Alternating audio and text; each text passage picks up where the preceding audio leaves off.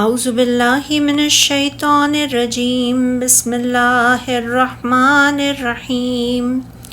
الم تر الی الذین اوتوا نصیبا من الکتاب یدعون الی کتاب اللہ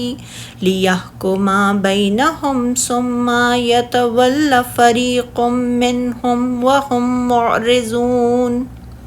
ذالک بأنہم قالوا لن تمسنا النار الا ایاما معدودات وغرہم فی دینہم ما كانوا یفترون فکیف اذا جمعناہم لیوم لا ریب فیہ ووفیت کل نفس ما کسبت وہم لا یظلمون۔ کیا آپ نے ان لوگوں کو نہیں دیکھا جن کو کتاب کے علم میں سے کچھ حصہ ملا؟ انہیں اللہ کی کتاب کی طرف بلایا جاتا ہے تاکہ وہ ان کے درمیان فیصلہ کریں۔ پھر ان میں سے ایک گروہ منہ موڑ لیتا ہے اور وہ حق سے پھرنے والے ہیں۔ یہ اس وجہ سے ہے کہ انہوں نے کہا ہمیں آگ چند دنوں کے سوا ہرگز نہیں چھوئے گی،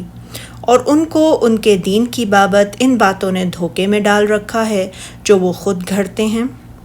پھر کیا حال ہوگا جب ہم انہیں اس دن جمع کریں گے جس میں کوئی شک نہیں، اور اس روز ہر شخص کو اس کی کمائی کا پورا پورا بدلہ دیا جائے گا اور ان پر ظلم نہیں کیا جائے گا۔ اللہ تعالیٰ یہود و نصارہ کی تردید کرتے ہوئے فرماتے ہیں جو بزعم خود اپنی دونوں کتابوں یعنی تورات اور انجیل کے مطابق عمل پیرا تھے،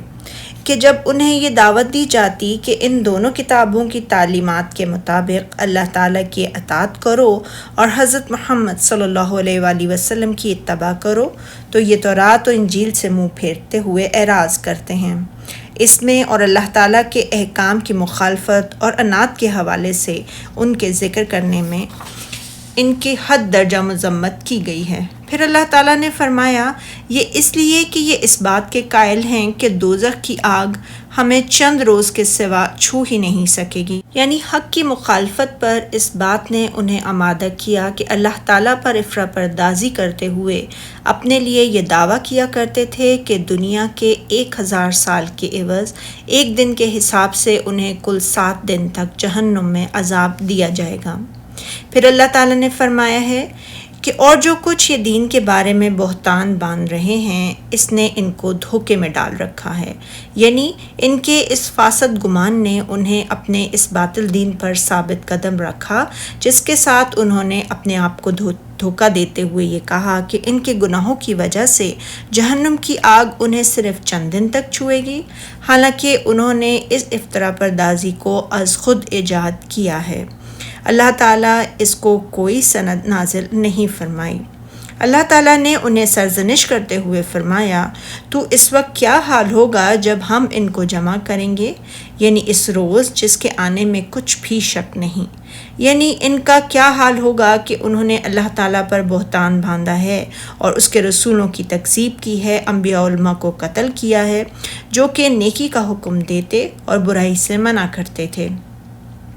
اللہ تعالیٰ نے ان سے ان سب باتوں کے بارے میں پوچھے گا اور ان کا محاسبہ کرے گا اور انہیں سزا دے گا۔ اسی لیے فرمایا کہ تو اس وقت کیا حال ہوگا جب ہم ان کو جمع کریں گے، یعنی اس روز جس کے آنے میں کچھ بھی شک نہیں، یعنی اس کے وقوع پذیر ہونے میں کچھ شک نہیں، اور ہر نفس اپنے اعمال کا پورا پورا بدلہ پائے گا اور ان پر ظلم نہیں کیا جائے گا۔ سبحانک اللہم و بحمدک اشہد ان لا الہ الا انت استغفرک و اتوب الیک۔